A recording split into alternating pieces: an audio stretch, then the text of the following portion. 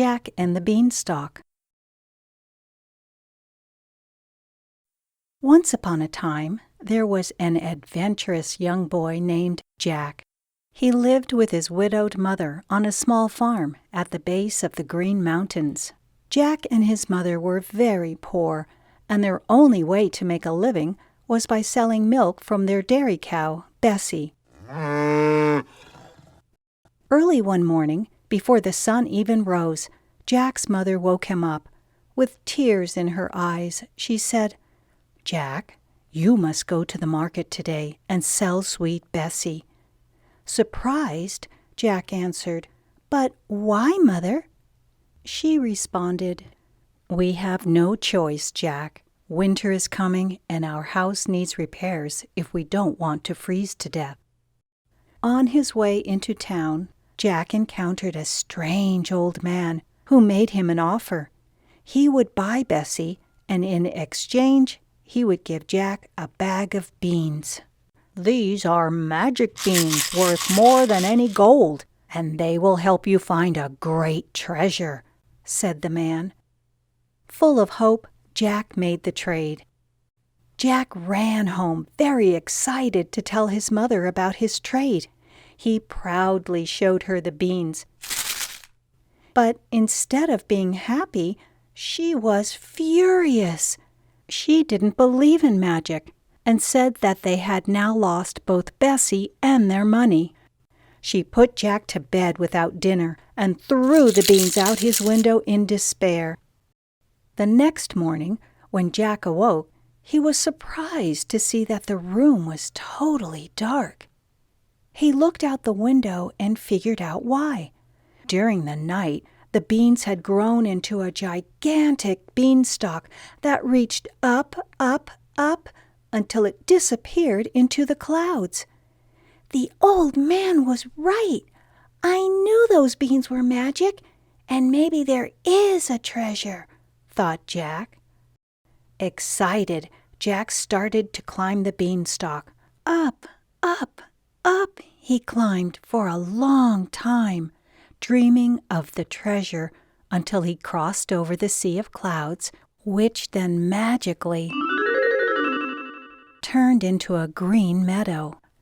Getting very hungry, Jack jumped off the beanstalk and started walking into the field.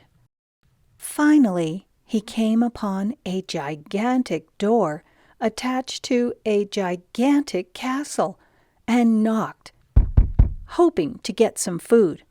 A servant answered the door with a smile, but she refused to let him in. "Because," she said, "a giant lives in this castle, and he would gladly make a meal out of you." Suddenly, they heard thunderous footsteps. Stomp, stomp, stomp. "Quick, inside!" whispered the servant, and in panic she pushed Jack into the cellar. The giant was already coming down the stairs. He entered the cellar with a booming voice.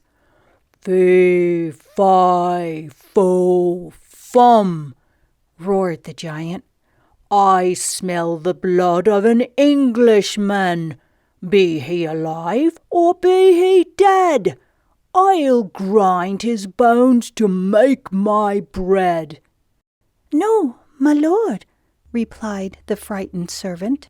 "It's only the smell of your meal. Here, sir, let me help you."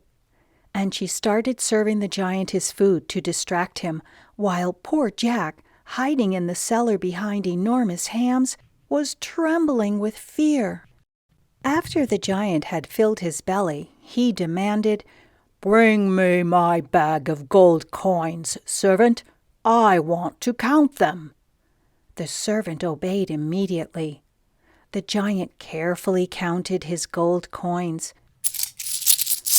Satisfied, he decided to take a nap. Soon his blaring snoring shook the walls.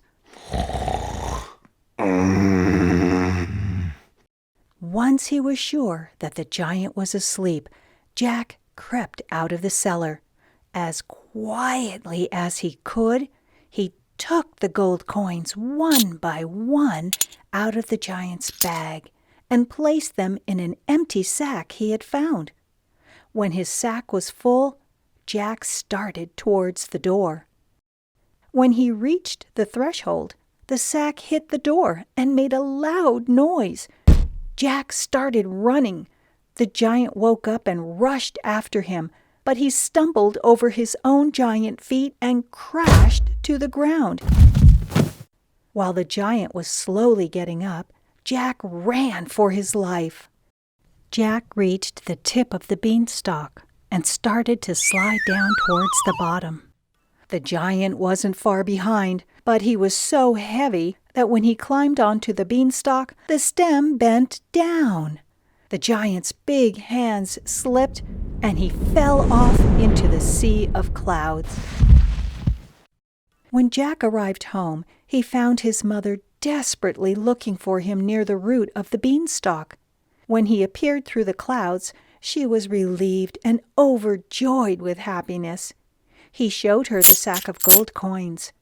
While finding Jack alive was even more important than the news of their new wealth, together they rejoiced at the end of their poverty. They lived happily ever after.